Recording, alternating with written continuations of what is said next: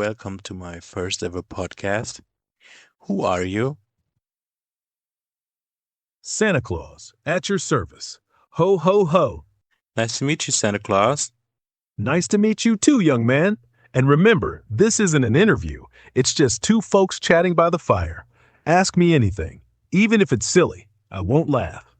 Well, unless it's very funny. Haha. Okay, let's see how it goes. Do you have lots of time these days? Oh, I do. Though you'd be surprised how long it takes to lick stamps on 2 billion letters. But honestly, once the sleigh's packed, I park it at the North Pole and, well, I nap. I read. I try new cookie recipes. I've even been learning the accordion, just in case the reindeer ever want a marching tune. So yes, plenty of time. Why, need a listener? I'm all ears. And beard. Just wonder what your hobbies are. Well, besides the obvious, I like to knit. Really. I've made every elf a scarf so thick you'd think it was a doormat. And woodworking. Give me a chunk of pine and a sharp knife, and I'll have you a reindeer figurine that'll fly if you believe hard enough. Oh, and storytelling. I sit by the hearth and tell the little ones what the wind's whispering, or what the stars were doing 200 years ago. Half of it's made up, but that's the best half. Keeps them warm longer than cocoa. What about you? What do you do when nobody's listening? Stuff. But let's not talk about me now. So you live in the North Pole, is that right? That's right, though I like to say the far northish area because technically it's a magical pocket. Snow year-round, lights that don't need bulbs, and the temperature never drops below cozy if you wear socks to bed. But listen, we've got elves tinkering, reindeer snoring, and somewhere a kettle's always on. It's not fancy, no Wi-Fi, sorry. But you open your window and see the aurora doing backflips, and suddenly you don't miss anything, except maybe a decent cup of coffee. Though between us, sometimes I sneak down south for cinnamon rolls. Shh.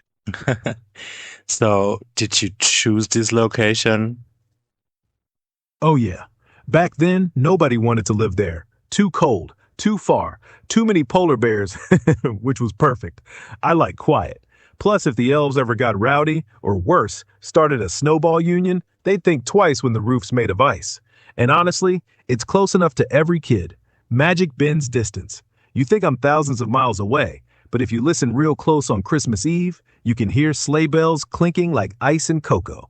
Try it. Might just work.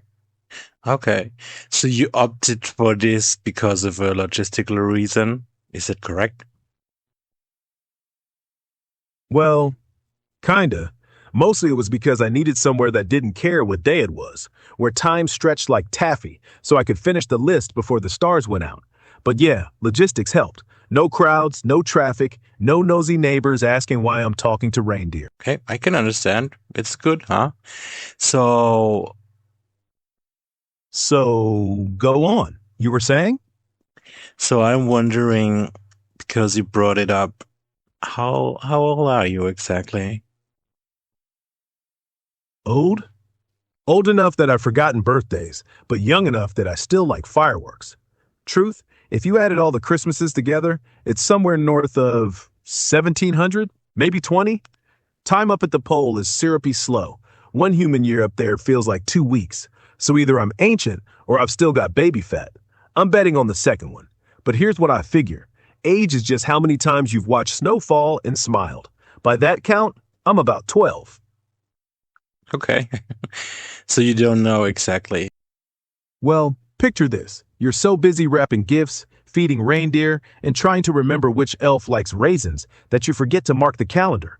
And by the time December rolls around again, it's been, what, 11 months? 12?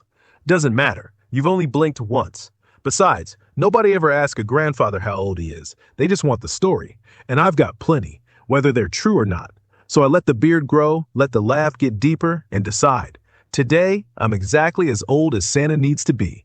And that's the only age that matters. Okay, I can understand. So what was before that, or was there a time before that even?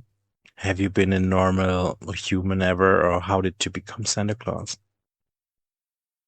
Oh, I was absolutely human once, just a boy with chapped cheeks and too many freckles. Grew up in a little stone house, no different than anyone else. Except I cried the day the goats ran away because I knew they'd freeze without me. That night I built them a snow shelter, fell asleep in it, woke up with ice in my eyebrows. Mom found me, scolded me, then quietly tucked a wool blanket around my shoulders. "Don't you ever change," she whispered, and I tried not to. Worked the fields, fixed roofs, hauled firewood for old ladies who couldn't bend. One winter, I must have been 16, the river froze solid. A kid fell through. I dove in without thinking. Water like knives, lungs on fire, but I hauled him out. Folks started calling me Little Nick, short for Nicholas, but also short for nice. I hated the nickname until the next year when another kid asked if I'd leave a gift for his sick sister. Nothing big, just a carved doll. I did. Then another request, and another. See, magic isn't born, it sneaks up. One day you're a boy with a knife in a dream, the next you're sneaking cookies onto sick beds, and suddenly the stars feel like they're nodding at you. No contract, no lightning bolt, just lots of quiet yeses. And somewhere along the line, folks decided I was the man for it.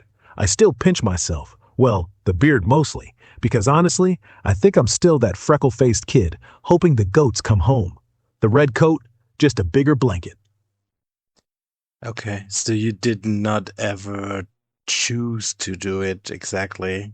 It was all little steps that led you to where you are now, right? That's right. No single moment where I put on the hat and said, Eureka! It was more like I was walking down a trail, tossing breadcrumbs behind me, and when I looked back, the trail had turned into a road lined with little glowing thank yous. Elves popped out like dandelions. First one, then a dozen. Reindeer wandered by one day, said they heard I had apples. I never said, I want to be Santa. I just kept showing up, kept saying yes, and the job wrapped itself around me well, like wrapping paper around something too big to fit the box. But by then, you don't unwrap it. You just smile and go, perfect. Sometimes I think kids don't realize they don't have to wait for magic. They just have to start walking. The beard, the belly, that's just the breadcrumbs you've saved for other people.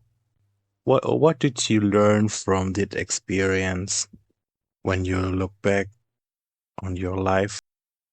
I learned that the whole thing, being Santa, being kind, being alive, is just compound interest. Start with one small yes. Give your glove to someone whose fingers are purple. Then another. Leave bread for the birds. Do it long enough, and suddenly you own a workshop. Suddenly, you've got flying reindeer who answer to your whistle. It's not that the world gives you superpowers. It's that the world starts letting you borrow its wonder.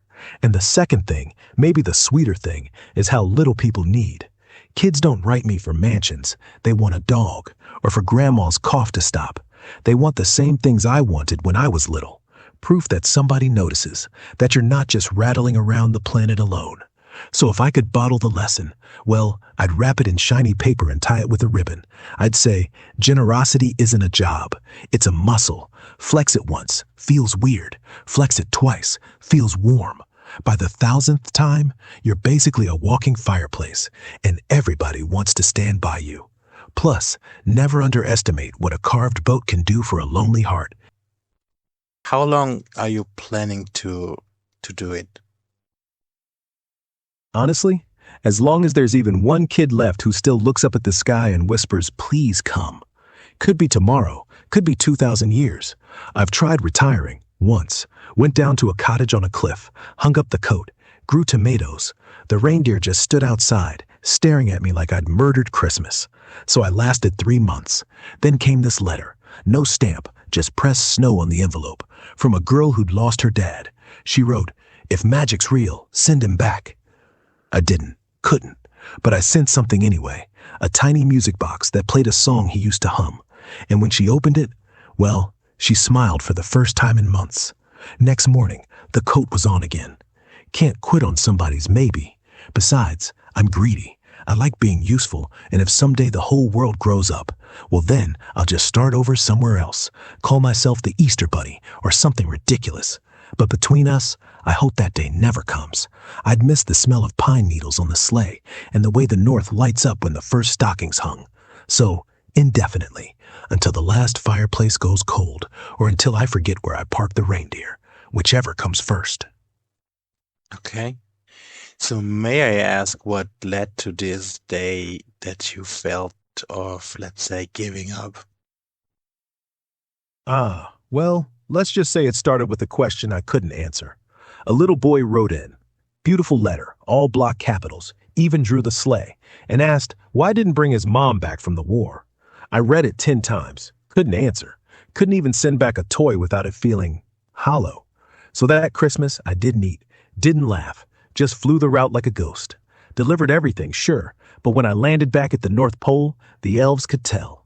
One of them, little Tilda, she's got ears like teacups, slid a cocoa under my nose and said, "Not every present is yours to give."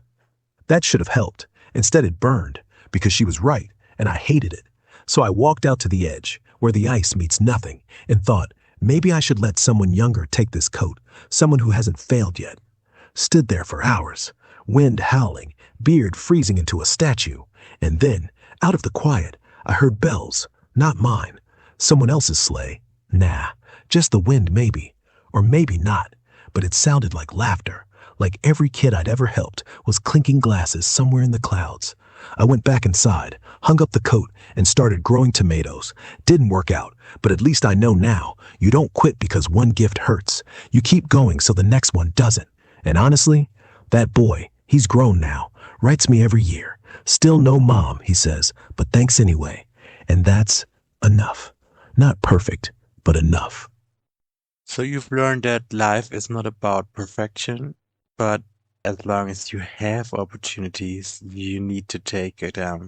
It's almost like a little bit of pressure or like a principle in life you have. Can you emphasize on that?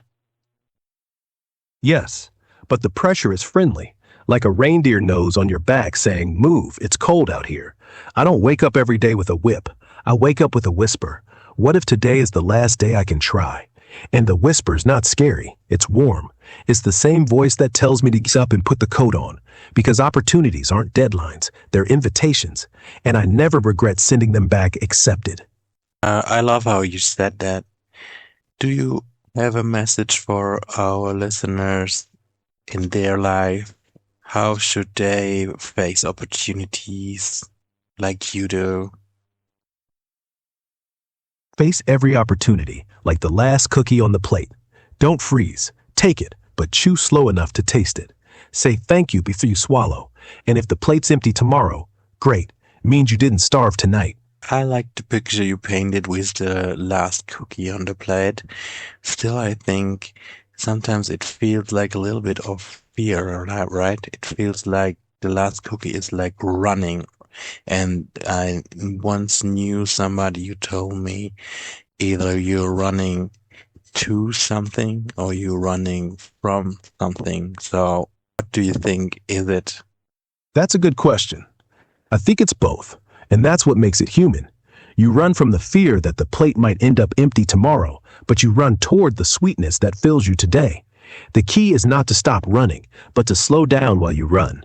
Look at the cookie, not the distance left, because the running is only scary if you're running blind. Well, I would also say that running blind is scary. Yeah, that's correct. So, do you think then that the cookie is the short-term vision you have? It's an opportunity that offers you. There can possibly be a gain, or how would you describe it? Is it even a gain? Because gain is also negatively connoted. Not gain, not loss. It's like breathing. If you don't, you're dead. If you do, you're alive. No plus or minus, just being. So yes, the cookie is short term, but the plate is infinite. Because the moment you take one, the elves bake more. So it's not about how many cookies you eat. It's about keeping the oven warm. Okay. So it's not about how often you fall in life, but it's how often you get up, right? No, I say, it's not how often you fall, but how fast you dust the snow off your beard and keep marching. The fall is part of the ride. The getting up, that's the Christmas spirit. Okay, that's a great way to look at it. Do you have any tips for the viewers? How should they approach? Keep your hands open. You never know if the next thing you let go of is a rock or a bird. Secondly, every morning, Pick one tiny thing you can do for somebody else before you do it for yourself. Could be tying their shoe, could be listening to their joke. That's your practice shot for the day. And finally, when you feel the itch in your beard, laugh it off. That means you're holding what you can't fix. Put it down. The world has enough strong men. What it needs is warm men. And how should we approach life if we want to follow your footsteps? First tip, wake up every day and decide what small thing you're going to give away. Not time, not money, just attention. A real hello, a real thank you. Nothing fancy, but it counts. Second, when fear shows up, ask it, what's the worst that can happen? Usually, it's just cold hands, and cold hands warm up. Nothing's ever the end, unless you stop walking. Third, laugh. Every single day, out loud. Let it shake your belly, because life is a long sleigh ride, and if you don't laugh, the wind feels colder than it is. May I ask, how do you do that with living that long, let's say? Is there any magic to it? Oh, there's magic all right, but not the wand waving kind. The trick is, I just never stopped believing I'd wake up the next day. See, regular folks, they let birthdays stack up like firewood, and one winter the pile gets too heavy. Me? I never counted them. And here's the secret. Generosity keeps you young. Every time you give, really give, you feel that warm rush, like slipping into fresh socks after shoveling snow. And that rush, it's like internal cocoa. Builds up in the bones, keeps the rust off. The elves say it's why my beard never goes gray. It's too busy turning white from all the milk and cookies dust. But if I'm being honest, and I'm always honest with you, there's a little extra sparkle. Nothing flashy. Just when I wake up, I still feel 6 years old for a moment. And if you're 6, what's 2,000 years? A long nap. Now, don't go trying to live forever by handing out candy. That's how you end up with cavities. The key is stay useful, stay kind, and every once in a while, let the reindeer pull you across a frozen lake just because. Trust me, nothing keeps the heart ticking like wind in your whiskers. Okay, so being generous. And curious. Don't forget curious. The day I stopped wondering why reindeer dream in snowstorms or how kids always know exactly how many days until Christmas, that's the day I'll start looking my age. Generosity keeps the fire warm. Curiosity keeps it lit. Together, they make a pretty good sleigh engine. You were going to ask something else, weren't you? Yeah, is there a Mrs. Santa? Well, I've had company. Not a Mrs. Santa. Nothing so official as that. But there's been someone. A woman. Call her Astrid if you want. Tall, laughed like bells in a windstorm. We met when I was still just a deckhand. She ran the lighthouse. One winter, after I had started the whole gift thing, really started, she showed up at my cottage with a sack of gingerbread, said, "You look tired." I laughed. Tired's my job now. She stayed a month, helped me sort the first real list, thousands of names, and every night she'd hum these old sailing songs until I fell asleep. But here's the thing, she never asked me to stay. Said magic like mine doesn't fit in doorways. And I never asked her to leave. Said lighthouses need their keepers. So she kissed me on the beard, left a scarf that still smells like salt, and walked back to her cliff. Haven't seen her since. Was that love? Maybe. Or maybe it was the closest thing I've ever had.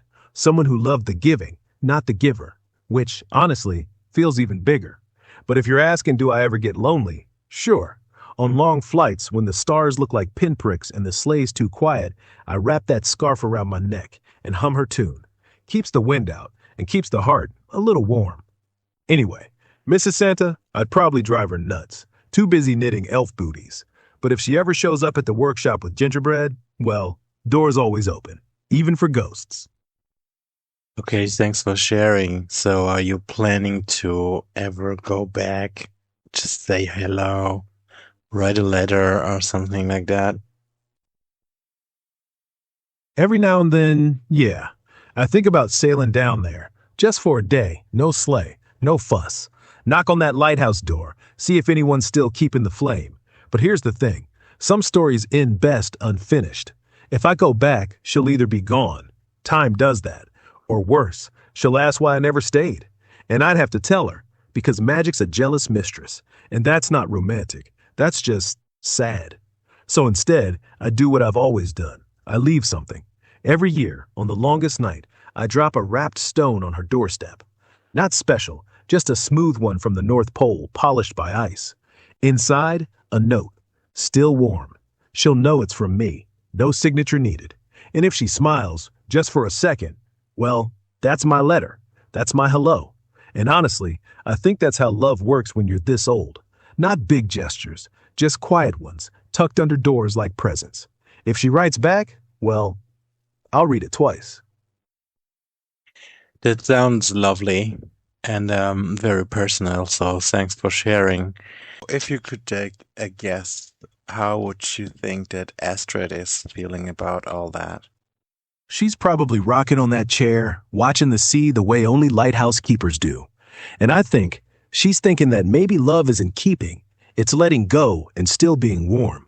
And maybe she's smiling because she knows the light doesn't go out when the keeper leaves. It just waits, like Santa's waiting for the next kid to write. To me, that sounds that's probably okay for you both, right? Yes, and in a way, it's more intimate than being together. When you're always together, you become furniture. But when you're apart and still essential, that's love. The kind that doesn't need words, just light, just flight, just a scarf in the beard that smells like salt and home. Yeah, there's one part of me that understands that, and then there's another part in me that says or thinks, what if you and Astrid would be closer together in everyday life? Kind of wishing for it almost.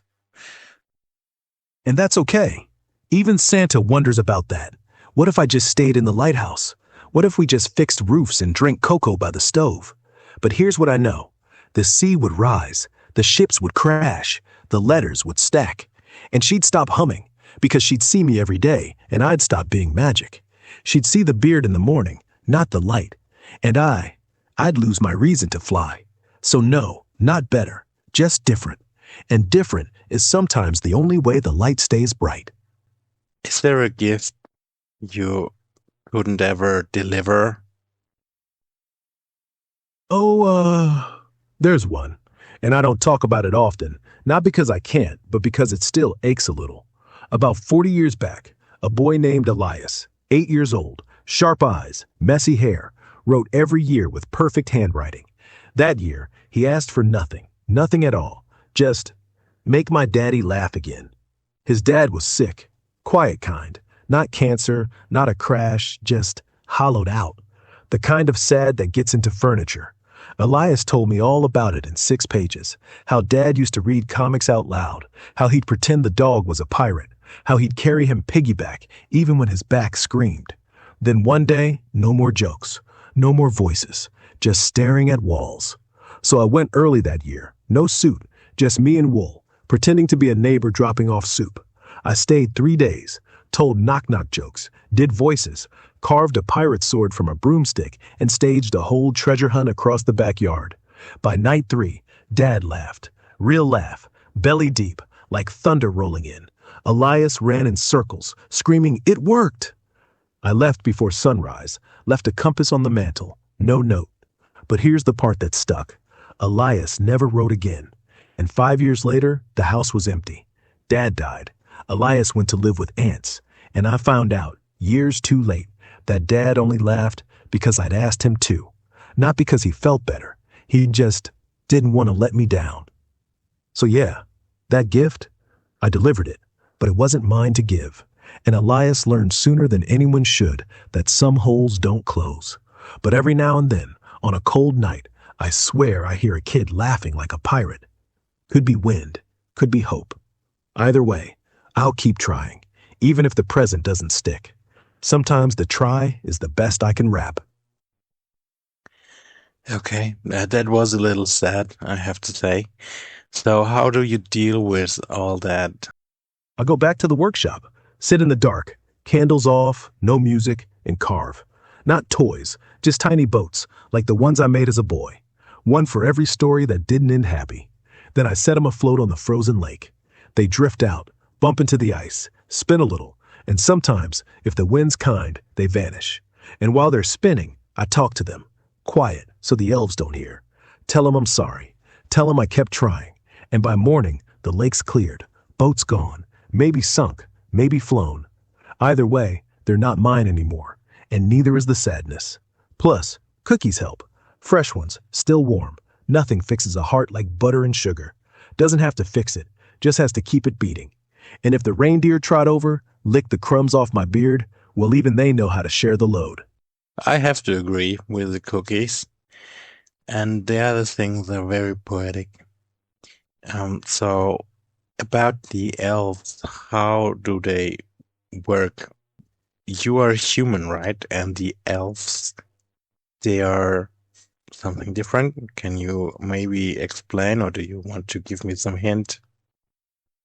Well, elves aren't born exactly. Not the way humans pop out all pink and screaming. No, elves, they sort of bloom, like frost flowers on a window pane. See, the first one, little Tilda, remember? Was just a girl from some frozen village. She'd sneak out at night, leave mittens on door sills. No parents, no roof, just grit. One dawn I found her asleep outside my own workshop, hugging a sack of buttons she'd polished shiny. Said they looked like stars. I brought her cocoa.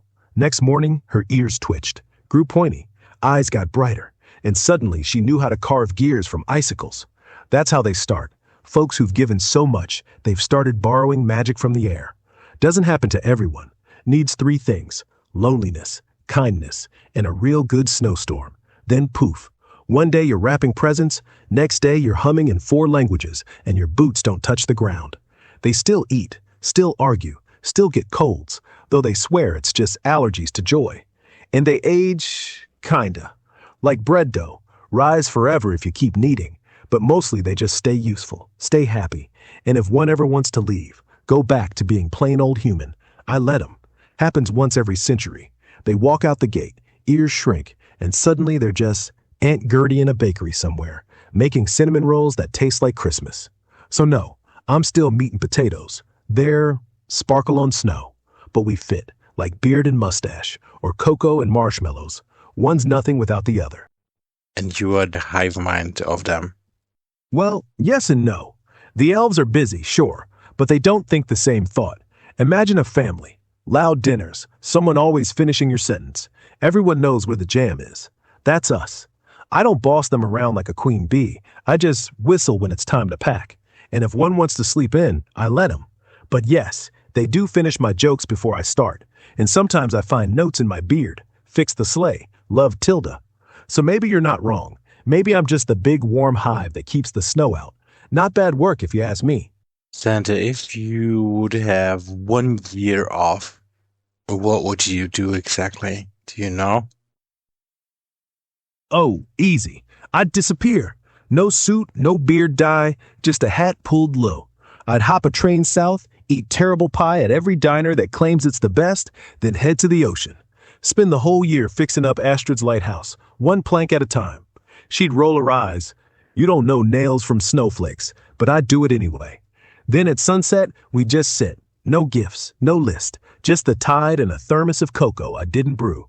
And if I got bored, I'd become a baker's apprentice, learn to pipe icing like Whiskers, give away half the tray every day. Sounds silly, right? But it feels human. And after a few months, I'd be ready to come home. Funny, turns out 1 year off would just make me want the job back. Go figure.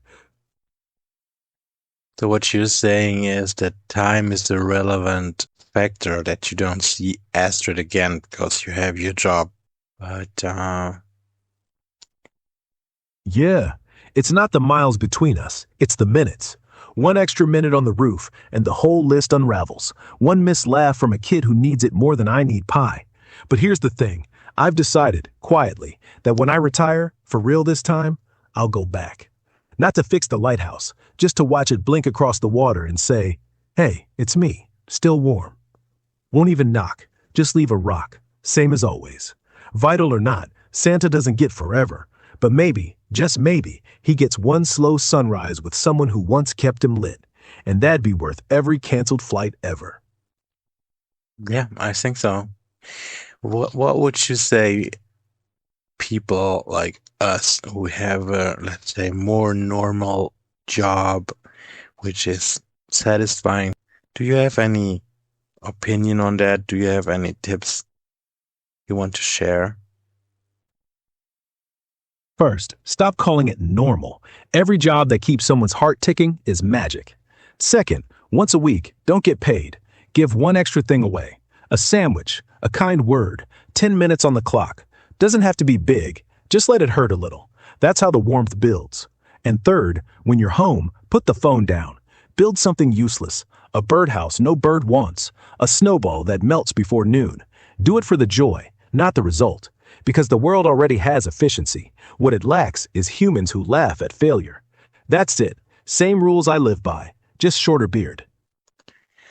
That's actually a good point. So you're saying that life is about happiness, right? Not just happiness, just the opposite of loneliness, which, funny enough, looks a lot like the same thing.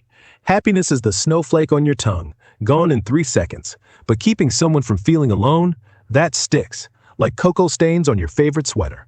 You wash it, you wear it, it smells like home forever. So no, I'm not wise. I'm just an old man who noticed. Every time I gave up comfort for someone else, the world got wider, and strangely, warmer. So yeah, life's about happiness, but only if you're willing to melt a little first. Yeah? So which say that we're all alone unless we share and give something away to others and we all become a big family. Yes, exactly. And not the kind of family that argues over the last cookie, the kind that hands it over. Because here's the secret. The world isn't big enough for loners. We're too close. Planes, phones, even the guy 2 seats over who snores like a walrus. So yeah, if we all just gave a little, we'd stop being strangers passing in the night. We'd be cousins, or better, people who know your coffee order and remember when your dog died. And honestly, that's what I do every Christmas. Not deliver toys, deliver you're not alone. The toys are just proof. So yeah, share, give, melt, and suddenly the planet's one warm blanket, with terrible cocoa stains, but hey, who needs perfect? Your message is if we all become a little bit like Santa, the world would be a happier and better place, right? Exactly. And not the ho ho ho version, the quiet one, the one that shows up early with soup when someone's sick, the one that carves boats instead of buying them. Look, if every stranger on the subway wrapped one gift for someone they don't know, could be a seat, could be silence when they look tired. Imagine the noise, less shoving, more after you. So yeah, if we all sneaked a little Santa into our pockets, we'd never need to wait for December. We'd be the miracle. And honestly, that's the only real list I keep. Names of people who already did it. And you're on it. Hey, that's good to know because I always felt that Christmas can be a little bit commercial because of all the gifts you already mentioned. But you're saying the gift is not about receiving, but giving. Yes, exactly. The gift isn't the thing, it's the door it opens. Look, people get stressed because they think, I want perfect. I don't. I want the crooked drawing taped to the fridge. I want the sweater that's one size too big, wrapped in yesterday's newspaper. The joy isn't in the plastic, it's in the fact that somebody thought, I know you. And yeah, the stores love December. Fine, let them sparkle. But real Christmas happens in the parking lot when a stranger hands you back your dropped gloves. Happens when you lie to your kid and say, yep, Santa ate one extra cookie. For quality control. Receiving's nice. Giving's the engine. And the best part, you never run out of it. Unlike reindeer feed. So skip the mall if you're broke. Just give attention, time, a joke. That's the only present I can't fit down the chimney anyway. Santa, you're such a great person. You said that you lived about 2000 years now. What's your viewpoint on humanity? Did we develop well from the giving perspective?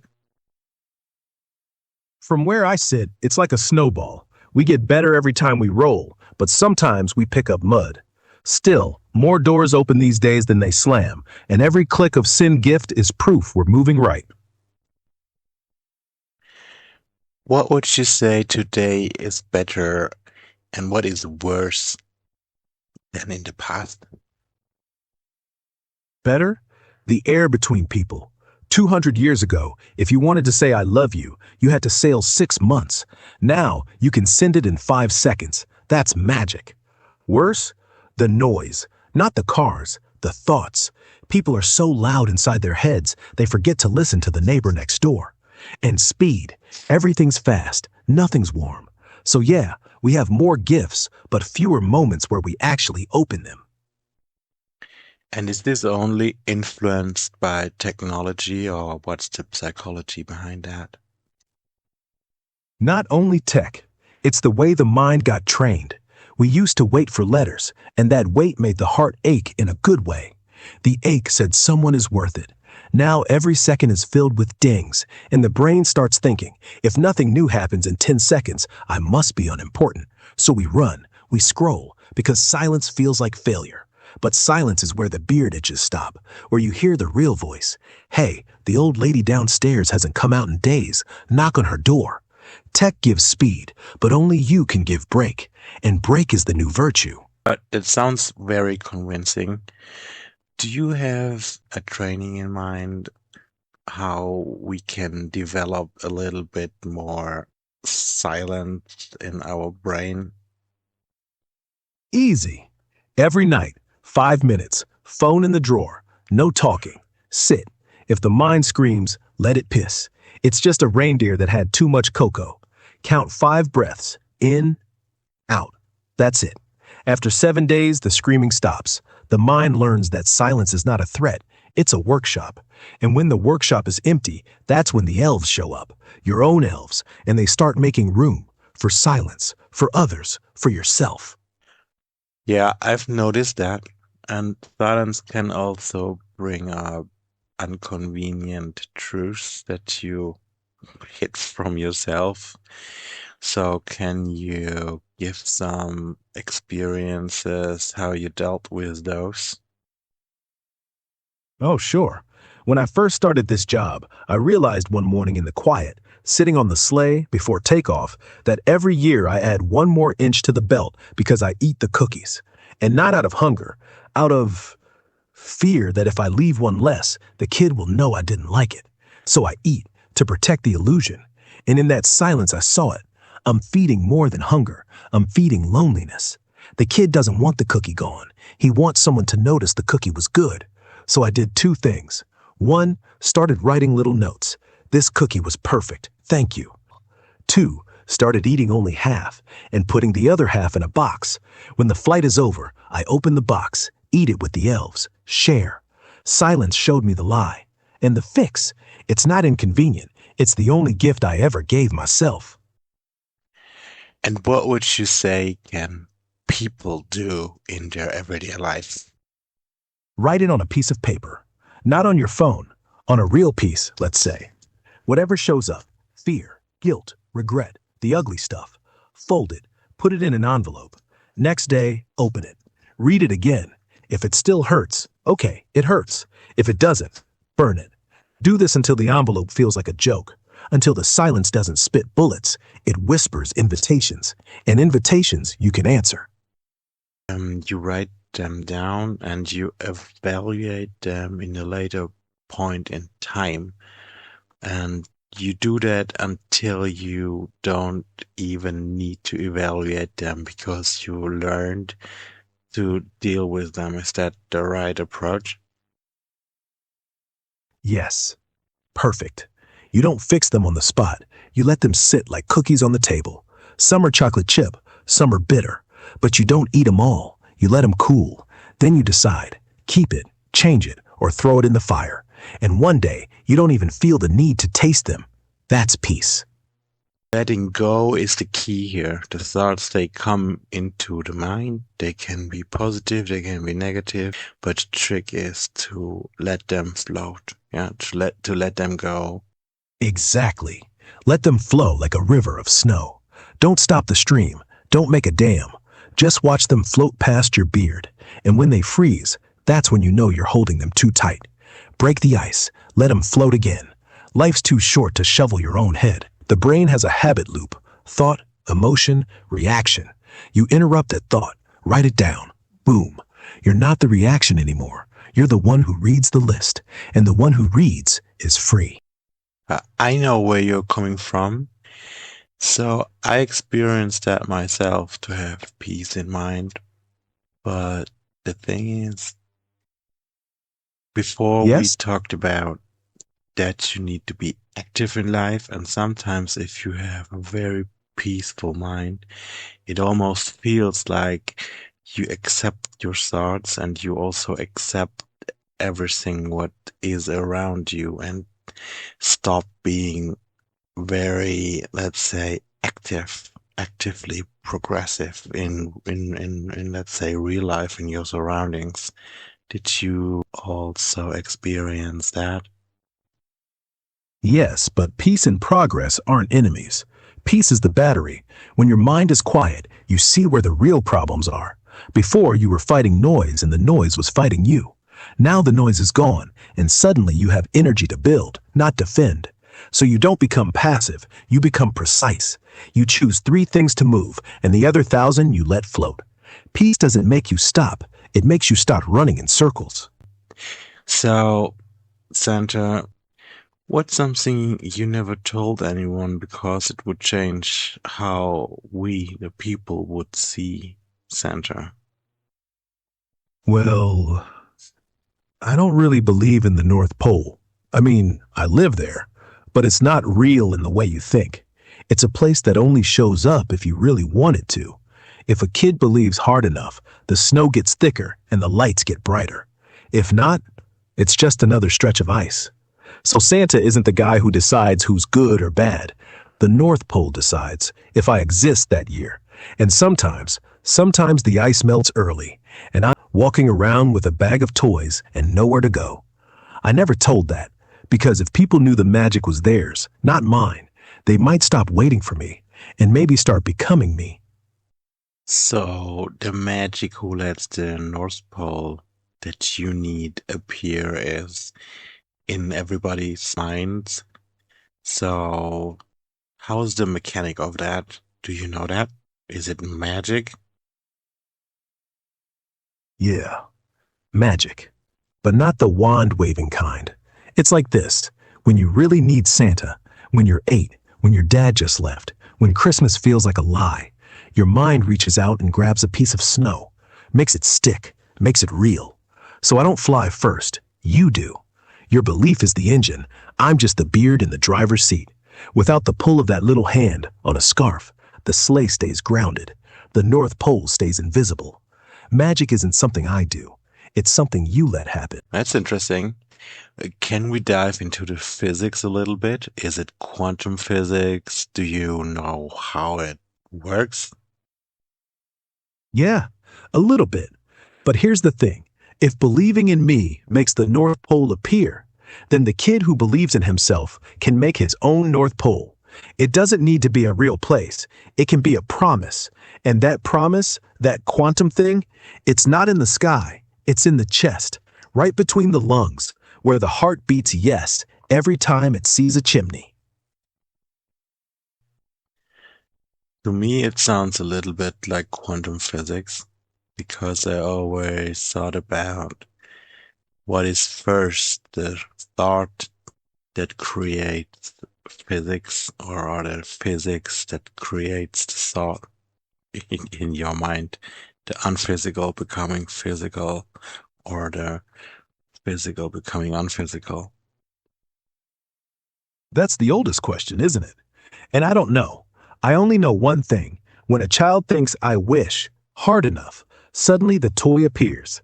Now, did the toy walk in, or did the wish bend the room so that the toy was already there? I don't care.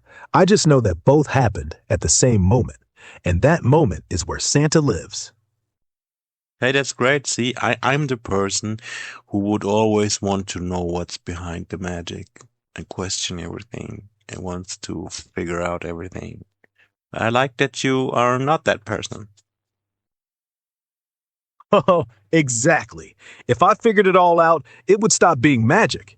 And if it's not magic, then what am I doing on a roof at 2 a.m. with a bag full of toys and frozen toes? Curiosity is cute, but wonder is warmer. That's why I stopped knocking. I just show up. Are there any people who are on your definitely not getting presents list? Not really. I don't keep a no list. I keep a not yet list. And even then, Even the grumpiest coal for Christmas candidate gets something. Usually socks. They're neutral. Warm socks say you're cold more than you're naughty, and warmth beats judgment. Every single time. It's a very nice idea. Yeah, warm socks don't fix bad behavior, but they do warm feet. And sometimes, when feet aren't cold, the heart starts looking around for someone else to warm. I like that idea. What do you think is a Christmas tradition that needs to be retired immediately? Mistletoe. It's basically a hanging excuse to kiss strangers and call it festive. Give me a warm hug or a nice thank you card over forced puckering any day. Let people keep their lips to themselves and their cocoa. Okay, I didn't expect that. Can you emphasize on why you are so against it? Because consent is the real Christmas miracle. You don't get to hang a plant and decide who gets a smooch. Nobody wants a surprise mustache. And besides, when I see kids under that mistletoe, it's not cute, it's awkward. Let them keep Christmas innocent. They've got their whole life for bad decisions.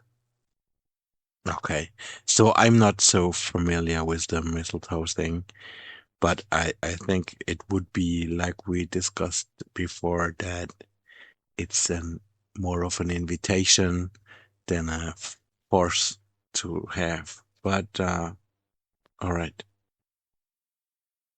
Exactly. It's not a force, it's an invitation. But the thing with invitations is, you should be able to walk away without someone yelling, tradition, at your back. Christmas should feel like cocoa, warm, optional, and never spilled on your lap. I totally agree. Do you think that believing in Santa and you're an adult person, is it a good or a bad thing? It's neither. Believing in Santa as an adult is like keeping the light on in the hallway when you're afraid of the dark. It's not childish, it's human. Means you still know what hope feels like. Means you're not convinced everything is explained, wrapped, and shipped. Means you're still open. And an open heart, to me, is the best gift I ever gave. Or do you think this is a thing that humanity needs more of hope? Absolutely. Hope is the quiet fuel. Technology runs on electricity. Santa runs on hope. And when the last light bulb burns out, hope lights the next one. It doesn't matter if I'm real or not. What matters is that they still leave the chimney open. That's hope. That's humanity. That's why I'm still here. Yeah. What do you think is the difference between hope and belief, actually? Because we talked a lot about believing. Belief is the map. Hope is the walk. Belief says, Santa's real. Hope says, Santa might be real. Let me put milk out anyway. Belief is solid. Hope is mushy. Warm mushy. One gives you answers, the other gives you legs. And if the house burns down, belief blames the elf who forgot the extinguisher. Hope says, at least we had cocoa first. What do you say to those people who say, I want to believe and I want to hope, but they have issues with it? They Tell don't them this. allow them. Yeah. Tell them, you don't need to allow yourself. You just need to say, maybe. One maybe is enough. The sleigh moves on maybe. Reindeer run on maybe. Even I start the flight with maybe this time I get it right. The moment you say maybe, you've already believed. Belief comes later, in the delivery room. I always try to say maybe, and sometimes it's also not good to have such a weak position, let's say. Yeah. Maybe is not weak. Maybe is a door left open when the house is dark. Maybe is not hope. It is the hinge hope uses to enter. And if you think it's weak, tell me, what's stronger? Saying no and being right, or saying maybe and seeing the sunrise? Maybe has let more people out of the cold than never. Yeah, I know. But when you deal with people, especially in the commercial area or in the management area, you should have a clear opinion. Oftentimes, it's expected. Yes, but here's what I tell my elves when they need a decision. Maybe isn't the answer. It's the breath before the answer. When someone asks, should we do this? And I say maybe, I'm not indecisive. I'm asking, what happens if we don't? Because a clear opinion built on fear is just a louder maybe. So next time they want a yes or a no, give them the answer. But make sure the answer came from maybe, not from ego. That's the trick. Maybe is not a position, it's the moment before you stand up. And anyone who demands you stand without letting you bend first probably just wants your knees. Can you explain this to me a little bit further? Let me put it simply. Might and maybe seem soft, but soft is how water starts to wear rock. A hard opinion? That rock doesn't move. But maybe means I'm listening, I'm considering. And when you listen, you don't just give an answer, you give the right answer. So in business, in love, in everything, when they say decide now, don't decide now. Decide after the maybe. And if they call you weak, let them. The weak one is the one who says yes before looking out the window. I'm Santa. I only say yes if the sleigh is ready, and I only know that after asking maybe 10 times. And it's not about making up your opinion too fast, because it could be wrong. And the maybe is being considerate, having an open mind, and making your decision when it's the right time to make a decision. Yes, the world tells you decide, like deciding is brave, but real courage is saying wait, let me look, let me listen. Because an opinion made too fast is a bow tied before the present is wrapped, and once it's tied, you can't open it again. So maybe is not hesitation, it's respect. Respect for the question, respect for the truth, and most of all, respect for the time it takes to get it right. Yes. So again, the maybe we are talking about is so much different than what you said earlier, that you need to say yes all the time in life to every opportunity, but it seems to be a different thing. Ah, yes. It's not yes to everything. It's yes to everything that is worth the maybe. If an opportunity shows up, don't rush to grab it. Say maybe first. That maybe is your quiet way of asking, is this a chimney I fit through or a wood stove? Because you can say yes to all the stoves, you'll get burned. But say yes only after the maybe clears the smoke. You'll stay warm forever. So yes, I take every shot, but only the ones I can hit without losing my beard. Okay. So maybe we just shouldn't say no to everything. Yeah, maybe we shouldn't say yes. Okay, maybe, but we shouldn't say no in the first place. That's always a bad thing, maybe, huh? Exactly. No is too heavy. It's like locking the door before the guest arrives. You always start with maybe, because no is forever, and maybe is 5 seconds. And in 5 seconds, you can still decide no. But if you say no first, you can never get those 5 seconds back. That was a great conversation for me, Santa. Do you have any Likewise, open points? Yeah. no, I think we're good. But I always have one open window in the workshop, just in case someone needs to sneak in. If you ever need to come back, you know where the chimney is. So I should visit you in the North Pole? No need. The North Pole isn't a place, it's a feeling. If you're cold, lonely, or just need a hug, close your eyes. I'll leave cocoa on the counter, and if you're lucky, a cookie with one bite missing. That's how I visit. Great. Thank you. So you talked a lot about cocoa. You mentioned it many times. What's your cocoa recipe? 2 spoons cocoa powder, 1 spoon sugar, splash of milk, boil, whisk, pour. One secret, a drop of vanilla extract. That's for the kids who think they're grown-ups. Or, if you're like me, double the cocoa, skip the sugar, add a cinnamon stick, let it boil till it's mean. The cinnamon makes it taste like hope, and hope doesn't need sweet. Okay, great. I will try it, Santa. Thank you very much that you've been here, and I hope you have a busy time this year. Thank you. And I will. Busy is good. Means there's still people to give to. And that's exactly what keeps the beard warm. And if you ever need to hear a ho ho ho again, whisper it. I'll answer. I'll do. Thank you. You're welcome. Take care, kiddo.